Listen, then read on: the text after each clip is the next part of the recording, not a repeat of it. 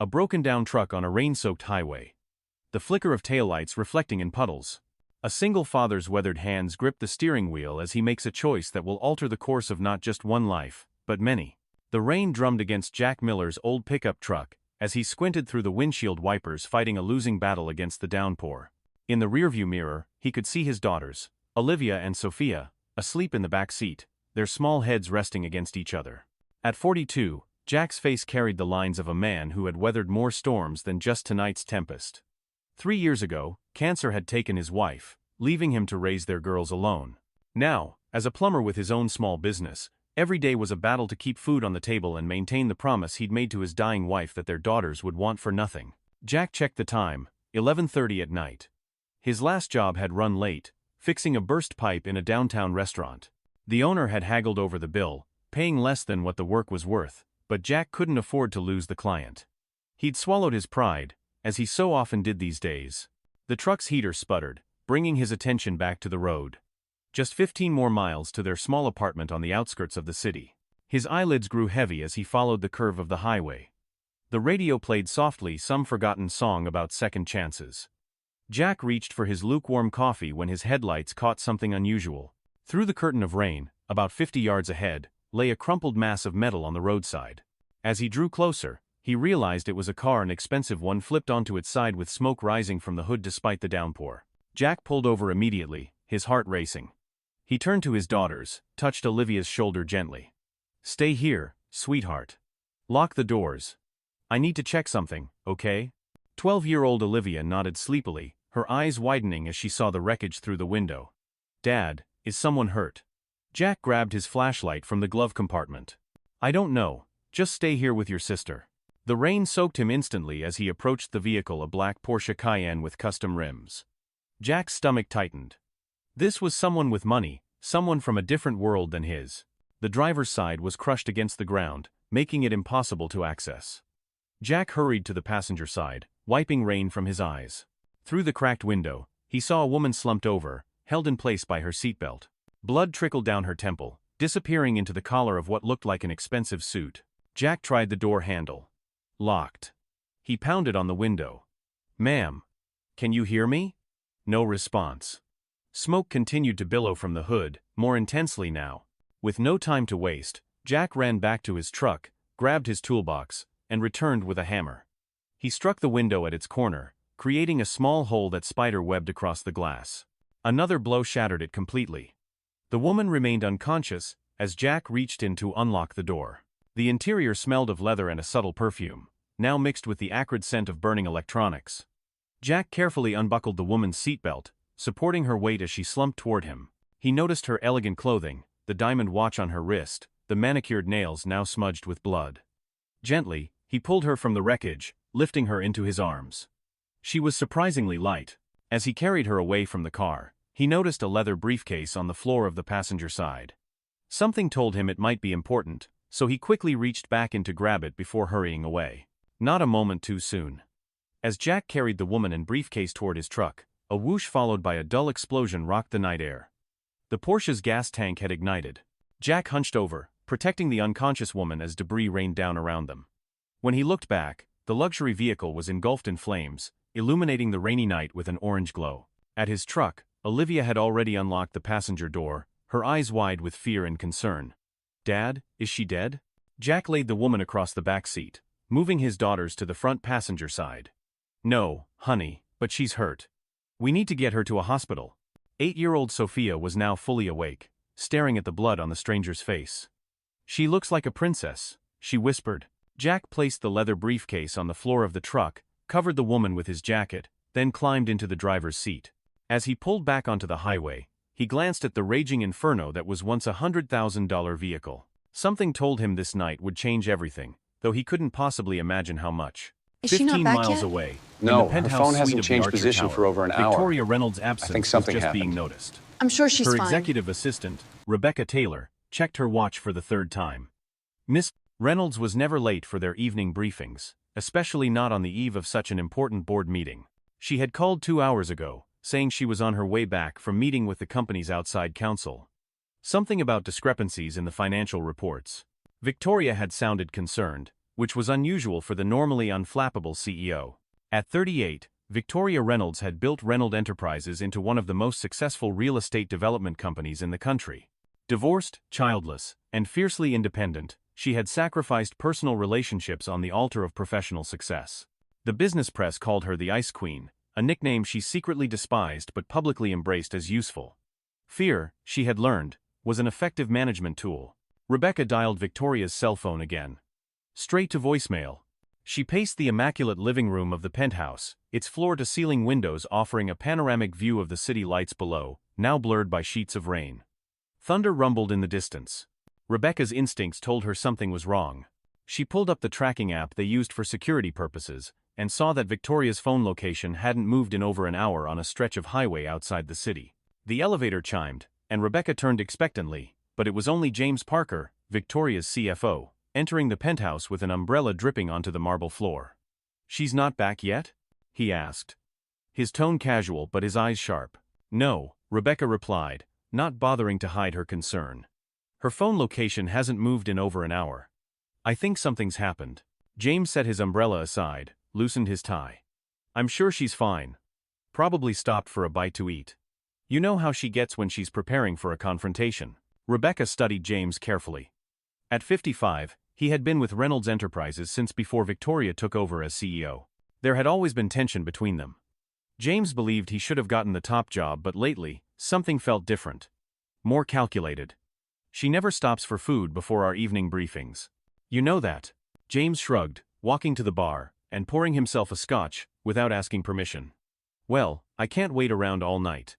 I have the quarterly projections to finalize before tomorrow's board meeting." He sipped his drink, watching Rebecca over the rim of the glass. "Unless there's something specific you needed from me?" Rebecca hesitated. Victoria had told her about the financial discrepancies in confidence. Until she had concrete evidence, she didn't want James to know she suspected him of embezzlement. "No," she said finally. "I'll let you know when I hear from her." As James headed toward the elevator, he paused. "Oh, and Rebecca? Don't bother Victoria with trivial matters tonight. Tomorrow's meeting is important for all of us." The threat in his voice was subtle but unmistakable. As the elevator doors closed behind him, Rebecca immediately called the private investigator Victoria had hired. Jack Miller's truck pulled up to the emergency entrance of Mercy General Hospital. The rain had finally stopped, but puddles reflected the harsh fluorescent lights of the hospital signage. Jack jumped out and called for help. Within moments, a team of medical staff surrounded his vehicle, carefully transferring the still unconscious woman onto a gurney. Jack grabbed the leather briefcase before following them inside, his daughters trailing behind him, their small faces tight with worry. "What happened?" a doctor asked as they rushed through the sliding doors. "Car accident on Highway 12, Jack explained, running alongside the gurney. "Her car was flipped over. There was a fire. I pulled her out, but she hasn't woken up." The doctor nodded, already examining the woman's pupils with a penlight. "Any ID?" Jack shook his head. "I didn't check her pockets. It all happened so fast." As they wheeled her into a trauma room, a nurse stopped Jack. "Sir, you and your daughters need to wait out here." "Are you family?" "No, I just found her." The nurse nodded, then noticed Jack's soaked clothes and the exhaustion in his eyes. "There's a waiting area around the corner. I'll bring you some coffee, and maybe something for the girls." Jack thanked her, then led his daughters to the waiting area. Olivia and Sophia sat huddled together on a vinyl couch, their eyes heavy with sleep but minds too wired to rest. Jack sat beside them, the leather briefcase on his lap. Should he open it? It might contain the woman's identification, contact information for her family. But it felt invasive, wrong somehow. "Dad?" Sophia whispered. "Is the princess going to be okay?" Jack pulled his younger daughter close. "She's not a princess, sweetheart. But yes, I think she'll be okay. The doctors are helping her now." "She looked rich," Olivia said matter-of-factly. "Her watch was super fancy." Jack nodded. "I'm sure someone is looking for her. Someone important." Just then, two police officers entered the waiting area, scanning the room before approaching Jack. "Sir? We understand you brought in the accident victim from Highway 12? Jack stood, suddenly conscious of his work clothes, the dirt under his fingernails. How different he must look from the woman he'd rescued. "Yes, that's right. We'd like to ask you a few questions, if you don't mind." For the next 20 minutes, Jack recounted the events of the night. The officers took notes, asked about the exact location, whether he'd seen any other vehicles. Jack answered honestly, mentioning the briefcase he'd grabbed from the car. The officers exchanged a glance. "Sir, we should log that as personal property of the victim," one officer said, reaching for the briefcase. Jack hesitated, then handed it over.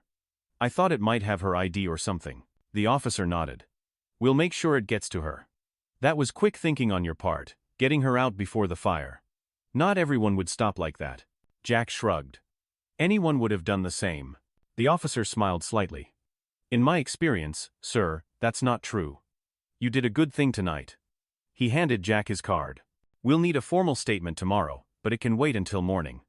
You should get your girls home." As the officers left, the nurse returned with coffee for Jack and hot chocolates for the girls. "The doctor asked me to update you. She's stable. Concussion, 3 broken ribs, some cuts and bruises, but nothing life-threatening. You saved her life, pulling her from that car." Jack felt a weight lift from his shoulders. "Has she woken up? Do you know who she is?" The nurse nodded. "She came to briefly. Her name is Victoria Reynolds." Jack's eyes widened slightly. Even he recognized that name. Victoria Reynolds of Reynolds Enterprises, one of the wealthiest women in the city. Her company owned half the commercial real estate downtown, including the building where he'd done his last job that evening. "She's asking to see the person who rescued her," the nurse continued. "Would you like to speak with her?" Jack looked down at his daughters, both now fighting to keep their eyes open. "I should get my girls home. It's late, and they have school tomorrow. Please tell Miss Reynolds I'm glad she's okay, but we need to go." The nurse looked disappointed but nodded. "At least leave your name?" "Jack Miller," he said after a moment's hesitation. "But really, it's not necessary to make a big deal out of this." In her hospital room, Victoria Reynolds drifted in and out of consciousness. The pain in her side was dulled by medication, but her mind remained sharp enough to understand what had happened. Car accident, fire. A stranger pulling her from the wreckage. Her briefcase. Had he grabbed her briefcase? It contained everything she needed to expose James' embezzlement scheme at tomorrow's board meeting. Without it, she had no proof, just suspicions that would make her look paranoid and unstable. The door to her room opened, and Victoria struggled to focus on the figure entering. Not the man who had saved her. The nurse had said he'd gone home. Instead, it was a police officer, carrying a familiar leather case. "Miss Reynolds? I'm Officer Collins. I understand this belongs to you. The gentleman who brought you and retrieved it from your vehicle." Victoria's relief was immediate and overwhelming. "Yes," she whispered, her voice hoarse. "Thank you. It's very important." The officer set the briefcase on the bedside table. "You're a lucky woman, Miss Reynolds. According to witnesses, your car exploded just moments after you were pulled out." Victoria attempted a smile, wincing at the pain it caused her split lip. "Who was he?" "The man who helped me?" "Jack Miller," the officer replied. "Plumber. Had his 2 daughters with him in the truck. Said he was just driving by." "Jack Miller," Victoria repeated softly. The name meant nothing to her, yet she now owed this stranger her life. "Where is he now?" "Went home. Seemed like a private sort of guy. Didn't want any recognition." The officer handed her his card. "We'll need a statement from you when you're feeling better. Do you remember anything about the accident?" Victoria closed her eyes, trying to piece together the fragmented memories. "Rain. Headlights in my rearview mirror. Too close. Then, nothing." The officer nodded, making a note. "Sounds like you might have been run off the road. We'll investigate. In the meantime, get some rest."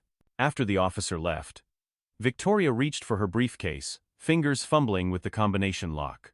Inside were the financial records she'd spent weeks compiling, proof that James had been siphoning company funds into offshore accounts. The board meeting was scheduled for tomorrow afternoon. She needed to be there, needed to present this evidence before James could do any more damage. Victoria pressed the call button, and moments later, a nurse appeared. "I need to contact my assistant," Victoria said. "It's urgent." 3 days after the accident, Jack Miller was elbow-deep in a clogged sink at Mrs. Henderson's house when his phone rang. Normally, he'd let it go to voicemail while working, but Olivia had stayed home from school with a fever, and he was worried. Excusing himself, he stepped into the hallway to answer. "Mr. Miller? This is Rebecca Taylor, executive assistant to Victoria Reynolds." Jack's heart skipped a beat. He'd seen the news reports about the accident, how the CEO of Reynolds Enterprises had narrowly escaped death when a Good Samaritan pulled her from her burning vehicle. His name hadn't been mentioned. At his request, Miss Reynolds would like to meet with you, to thank you personally. Rebecca continued when Jack didn't immediately respond. Would tomorrow morning be convenient? We could send a car. Jack rubbed his forehead, leaving a smudge of grime. Look, I appreciate the thought, but it's really not necessary. I'm just glad she's okay.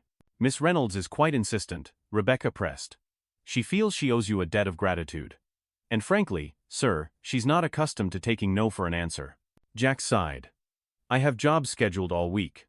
People are counting on me. Perhaps after work hours, then? Miss Reynolds would be happy to accommodate your schedule. Jack thought about his daughters, how he tried never to be away from them in the evenings. But something in the assistant's voice suggested this wasn't a request he could easily decline. Friday evening, he finally said. After 6. But I'll have my daughters with me. That won't be a problem at all. Miss Reynolds specifically mentioned wanting to meet them as well.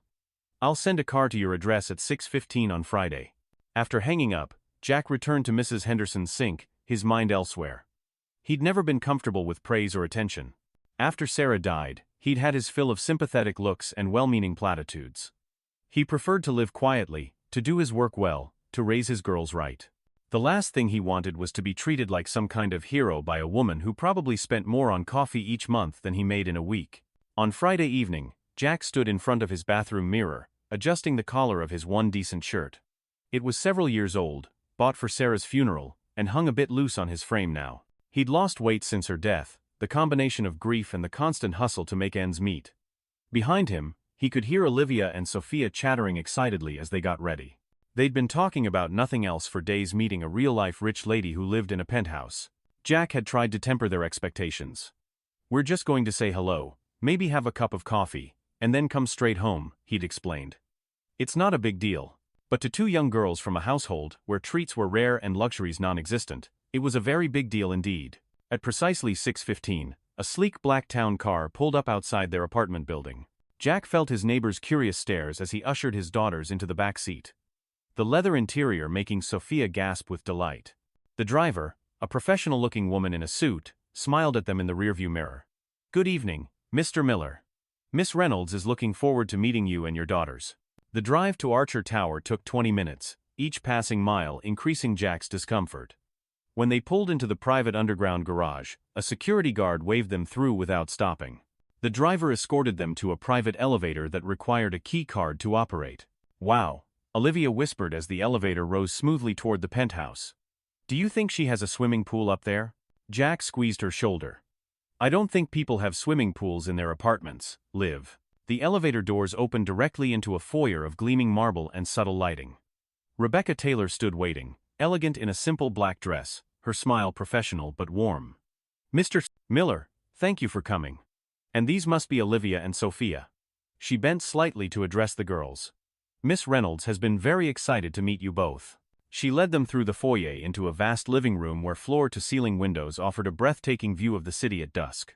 Jack felt immediately out of place amidst the obvious wealth, the abstract paintings that probably cost more than his yearly income, the furniture that looked like it belonged in a magazine. And then Victoria Reynolds entered the room, and everything else faded into the background. Jack had expected her to look imposing, intimidating even. The news articles called her ruthless, a corporate shark in designer clothing. But the woman who walked toward them moved carefully, one arm held protectively against her ribs, her face still bearing the fading evidence of the accident. She wore simple black pants and a loose white blouse, her dark hair pulled back in a low ponytail. Without makeup to hide them, the bruises on her face stood out starkly against her pale skin. Mr. Miller, she said, extending her hand. I can't begin to thank you enough. Jack shook her hand, acutely aware of his calloused palm against her smooth skin. Anyone would have done the same. Victoria's eyes, a startling shade of green, studied him intently. No, she said simply. They wouldn't have. You risked your life for a stranger. That's not common. She turned her attention to the girls, her expression softening. And you must be Olivia and Sophia. Your father told me how brave you were that night. Sophia, typically shy around strangers, stepped forward. Are you really a princess? Victoria looked surprised, then laughed, a genuine sound that transformed her face. No, not at all. What made you think that? You looked like one, Sophia said matter-of-factly. In the car. With your fancy clothes. Victoria knelt to Sophia's level, wincing slightly at the movement. Well, I'm afraid I'm just a businesswoman. Not nearly as interesting as a princess. You live in a castle, though, Sophia insisted, gesturing at the penthouse. Victoria smiled. I suppose it is a bit like a castle. Would you like a tour? As Victoria led them through the penthouse, Jack noticed how different she seemed from the cold, calculating CEO portrayed in the media. She spoke warmly to his daughters, showing genuine interest in their excited questions. She showed them the kitchen with its professional-grade appliances, the home office with views of the park, the guest rooms that Sophia declared were bigger than our whole apartment. When they reached the dining room, a table had been set with what looked like a feast to Jack's eyes. I thought you might be hungry, Victoria said. Nothing fancy, just some comfort food. Nothing fancy turned out to be a catered spread that included roast chicken, mashed potatoes, fresh vegetables, and an array of desserts that made the girls' eyes widen. Jack started to protest that this was too much, but Victoria waved him off. Please, let me do this small thing, she said quietly, as the girls exclaimed over the chocolate cake. It's so little compared to what I owe you. Throughout dinner, Jack found himself relaxing despite his initial discomfort.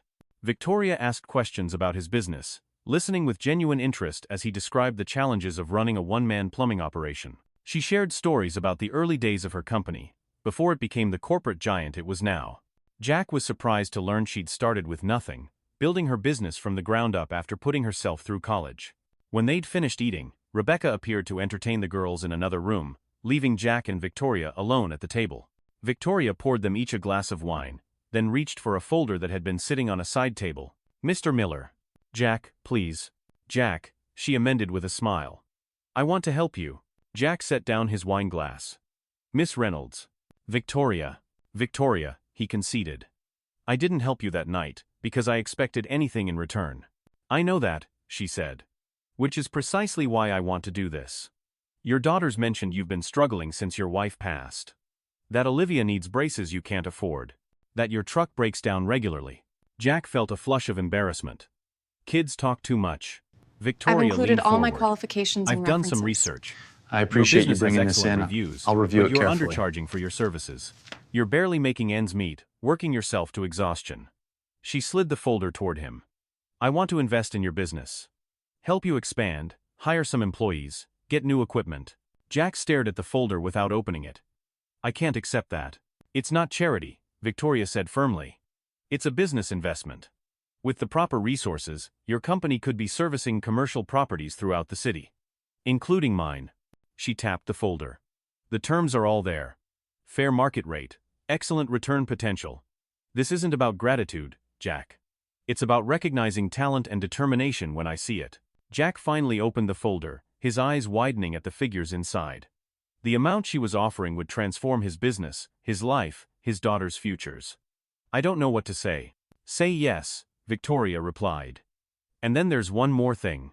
She reached for another envelope. My personal physician noticed something concerning about Olivia during dinner. The way she was holding herself, favoring her left side.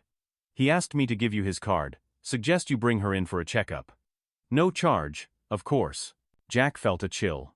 He'd noticed Olivia seemed tired lately, sometimes complained of pain, but he'd attributed it to growing pains, maybe stress. Without health insurance, doctor visits were for emergencies only. She's probably just overdoing it at school, he said, but took the card anyway. 3 days later, Jack sat in another hospital waiting room, this one private and plush in a way Mercy General's never was. Sophia sat beside him, silently coloring in a book the receptionist had given her. Jack's mind raced with worst-case scenarios. The preliminary tests had shown something concerning enough that the doctor had ordered more tests, more scans. Words like anomaly and specialist had been thrown around, none of which sounded good to Jack's ears. His phone buzzed with a text from Victoria. Any news? She'd been checking in regularly since they'd discovered the problem. Jack appreciated her concern, though it still felt surreal to be texting with someone whose face occasionally appeared on business magazines. Still waiting, he replied. Moments later, the doctor emerged, his expression grave. Jack stood immediately, his heart pounding. Mr. Miller, we have Olivia's results. She has a congenital heart defect that requires surgical intervention. The room seemed to tilt. Surgery? But she's only 12. The doctor nodded sympathetically. The condition has likely been present since birth but has only recently become symptomatic. Without surgery, her condition will deteriorate rapidly. With it, she can lead a normal, healthy life. Jack swallowed hard. When would this surgery happen? As soon as possible. Within the next 2 weeks, ideally. Jack's mind immediately went to the cost. Even with the business investment from Victoria, which he hadn't yet accepted, such a surgery would be financially devastating. I don't have health insurance, he admitted, the words painful to speak aloud. The doctor glanced at his clipboard. Actually, Mr. Miller, that's been taken care of. Miss Reynolds has arranged for all medical expenses to be covered under her company's charitable foundation. Jack felt a complex mix of emotions: relief, gratitude, and a prickle of pride that made him want to refuse. But Olivia's life was at stake. His pride meant nothing compared to that. When he called Victoria with the news, her response was immediate. Whatever you need, Jack. Time off work, help with Sophia while Olivia's in the hospital, anything at all. You've done more than enough already, Jack said, his voice rough with emotion. I don't know how I'll ever repay you. You already have, Victoria replied softly. Now, let me help you the way you helped me. The day of Olivia's surgery, Jack and Sophia waited tensely in a private waiting room at the cardiac center. Victoria had sent Rebecca to sit with them, bringing food and coffee, handling calls from Jack's clients to reschedule appointments. Jack had barely slept in days, the weight of worry making it impossible to rest. Mid-morning, Rebecca's phone rang. She stepped away to answer it, her expression shifting from professional to concerned. When she returned, she looked troubled. Mr. Miller, I hate to intrude on such a difficult day, but there's a situation developing that Miss Reynolds needs to address immediately. The board of directors is moving to oust her from the company. Jack looked up, momentarily distracted from his own concerns. What? Why? Rebecca hesitated. It's complicated. There have been allegations of financial impropriety, completely false ones. James Parker, the CFO, has been embezzling funds and is now framing Miss Reynolds. She has proof in the documents you rescued from her car that night, but she's still recovering from her injuries and can't make it to the emergency board meeting this afternoon. Jack remembered the leather briefcase, how important it had seemed even in those chaotic moments. Can't she send you with the documents? Rebecca shook her head. The board won't accept them without her personal testimony. They're claiming she's mentally unfit to continue as CEO following her accident. She looked at Jack apologetically. I'm so sorry to burden you with this today of all days. Miss Reynolds specifically said not to bother you, but I thought you should know. Jack rubbed his face, torn between his worry for Olivia and his growing concern for Victoria. In the past 2 weeks, he'd come to know her as more than just the powerful CEO who'd offered help. She'd visited them at home, bringing books for Olivia and art supplies for Sophia. She'd listened as Jack talked about Sarah, sharing her own stories of loss. Her parents had died when she was in college, leaving her alone in the world. Victoria had built a corporate empire but had no one to share it with. No family, few friends, just employees and competitors. How long will Olivia's surgery take? Jack asked. 6 to 8 hours, Rebecca replied. They've only just begun. Jack made a decision. When Olivia comes out of surgery, I need to be here, but until then, maybe I can help Victoria. Rebecca looked startled. How? I don't know yet, Jack admitted. But she helped my daughter when she didn't have to. I want to try. An hour later, Jack sat beside Victoria's bed in her penthouse, where she was still recovering from her injuries. The normally composed CEO looked pale and drawn, her frustration evident in every line of her face. Jack, you shouldn't be here, she protested. Olivia needs you. She's in surgery, Jack explained. I can't do anything for her right now except wait. But maybe I can do something for you. He gestured to the briefcase containing the financial documents. Rebecca explained the situation. You need to get to that board meeting. Victoria shook her head. The doctors say I shouldn't leave bed for another 3 days. 3 broken ribs, a concussion. I can barely stand without getting dizzy. Jack studied her thoughtfully. What if you had help? What if I went with you? Victoria stared at him. Jack, this isn't your battle. You made Olivia's battle yours, he pointed out. Let me return the favor. For a moment, Victoria seemed ready to refuse. Then her expression changed, determination replacing doubt. It won't be easy. James will have security watching for me. He's counting on my absence to push through the vote. Jack smiled slightly. I'm a plumber. I know every back entrance, service corridor, and maintenance shaft in most buildings downtown. Including your corporate headquarters. Victoria's eyes widened. You've worked there? Fixed a leak in the executive bathroom last year, Jack confirmed. The building's supervisor and I go way back. He'll let us in through the loading dock if I ask. For the first time that day, Hope flickered across Victoria's face. It's still risky. I'm not sure I can walk that far. You won't have to, Jack said, already formulating a plan. I'll handle that part. An hour before the board meeting was scheduled to begin, a maintenance van pulled into the loading dock of Reynolds Tower. The building supervisor, an old client of Jack's, waved them through without inspection. Jack, dressed in coveralls with a Reynolds maintenance patch, helped Victoria from the passenger seat. She wore similar coveralls over her clothes, a maintenance cap pulled low over her face. The briefcase was hidden in a toolbox. The service elevator is this way, Jack murmured, supporting Victoria as they walked. Her face was tight with pain, but she moved forward determinedly. It goes directly to the executive floor, bypassing the main lobby where security would be watching. In the service elevator, Victoria leaned against the wall, catching her breath. Jack, if this works. I don't know how to thank you. Jack shook his head. Let's get through this first. The elevator opened onto a quiet corridor near the executive boardroom. They could hear voices inside the meeting had already begun. Victoria straightened, removed the coveralls, and smoothed her hair. Despite her pallor, she suddenly looked every inch the CEO, authority radiating from her like a physical force. Ready? Jack asked. Victoria nodded, then hesitated. Jack, no matter what happens in there, I want you to know. Jack's phone buzzed. He glanced at it, his heart leaping. A text from Rebecca. Olivia out of surgery. Doctor says it went perfectly. She's in recovery. Relief washed over him. Olivia's okay, he told Victoria, his voice thick with emotion. The surgery was successful. Victoria squeezed his hand. Then we both have something to fight for. Let's do this. The boardroom fell silent when the doors opened. 12 executives in expensive suits turned as one, expressions ranging from shock to alarm as Victoria Reynolds walked in, Jack Miller a step behind her. At the head of the table sat James Parker, half risen from what was clearly Victoria's chair, his face draining of color. Victoria, he managed, recovering quickly. We didn't expect you. The doctors said. I'm sure they did, Victoria interrupted coldly. Just as I'm sure you've been telling the board all sorts of things in my absence. An older man, the chairman of the board, stood. Miss Reynolds, we were led to believe you were incapacitated. Mr. Parker was simply filling in temporarily. I'm sure he was, Victoria replied, approaching the table. Each step clearly cost her effort, but her voice remained steady. And I'm sure he's explained the discrepancies in the quarterly financial reports as well? The missing funds? The offshore accounts? Murmurs rippled around the table. James laughed nervously. Victoria, you're clearly not well. The accident has affected your judgment. There are no discrepancies, no missing funds.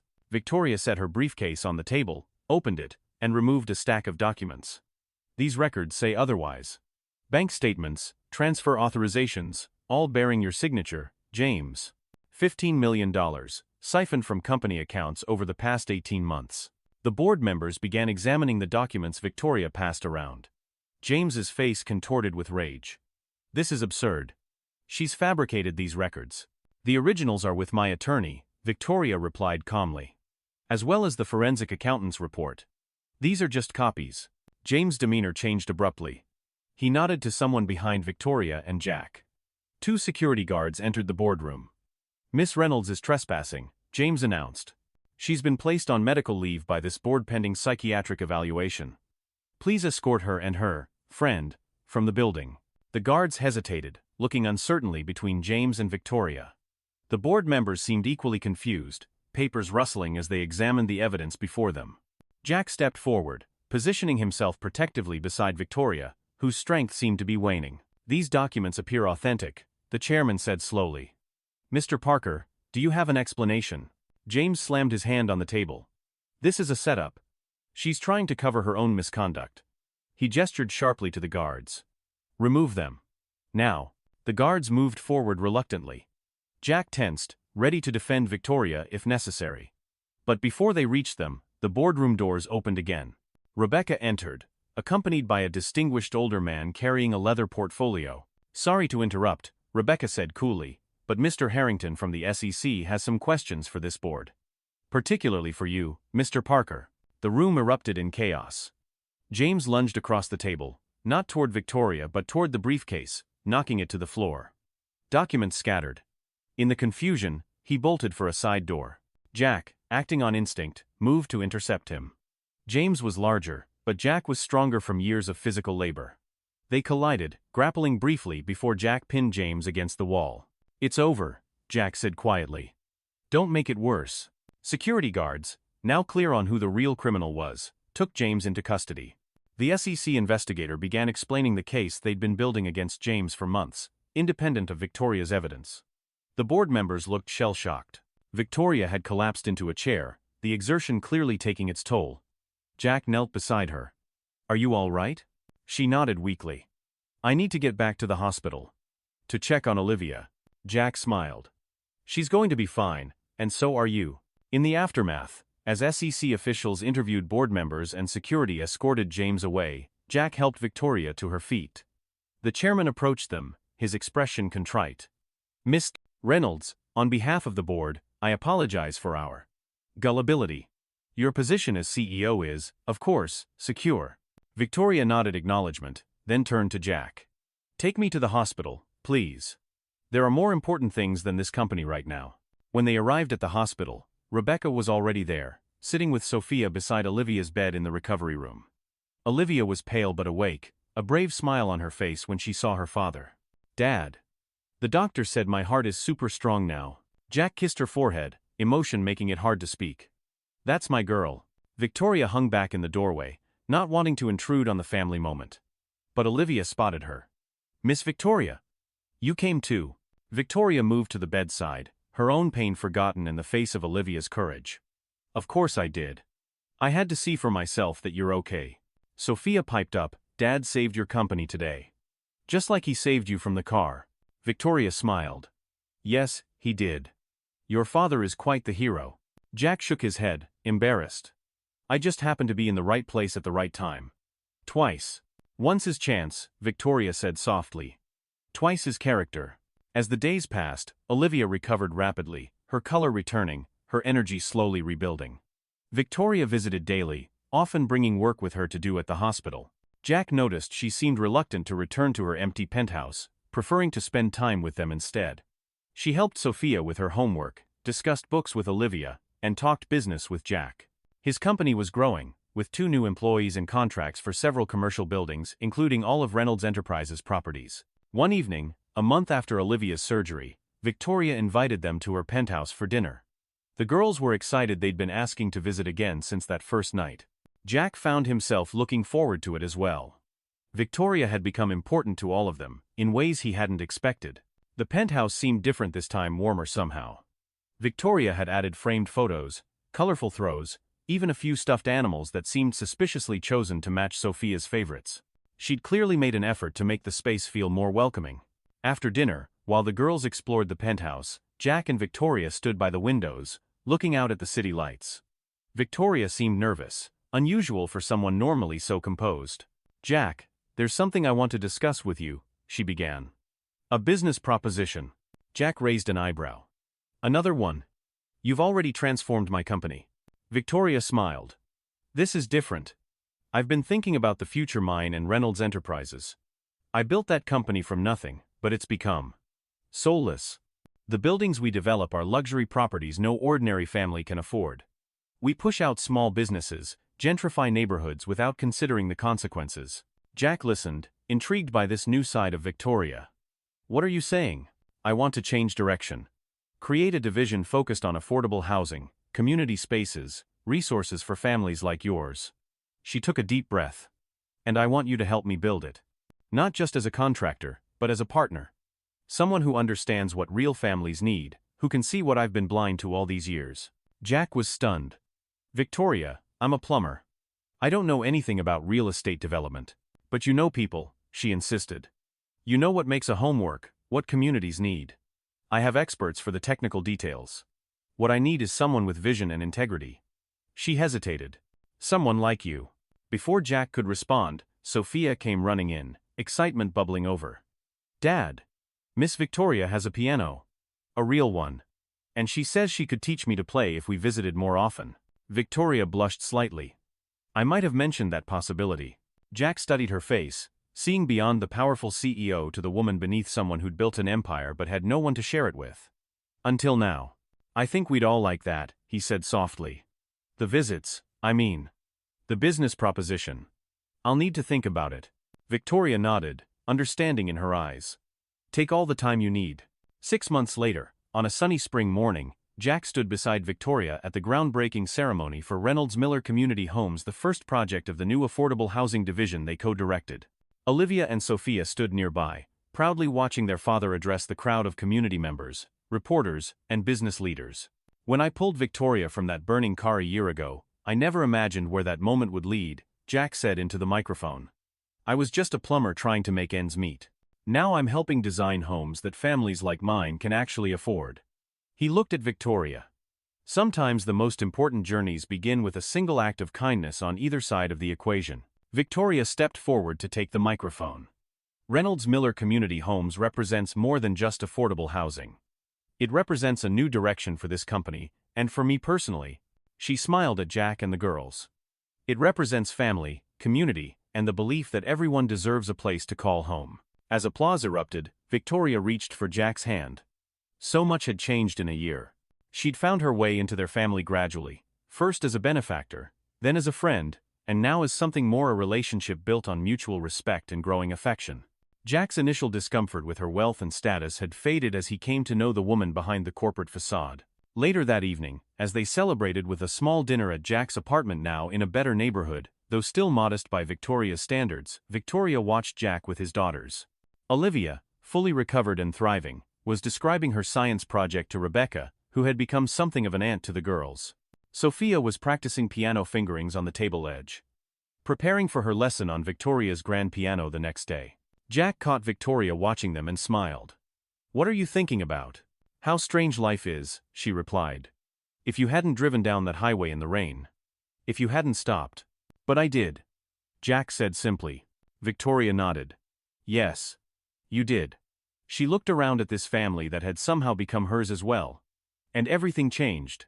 Outside, rain began to fall, a gentle spring shower, nothing like the downpour on that fateful night. But to Victoria and Jack, the sound would always carry an echo of destiny, of lives intersecting at precisely the right moment, of second chances neither of them had been looking for but both had needed desperately. "Everything changed," Jack agreed, taking her hand. "For the better."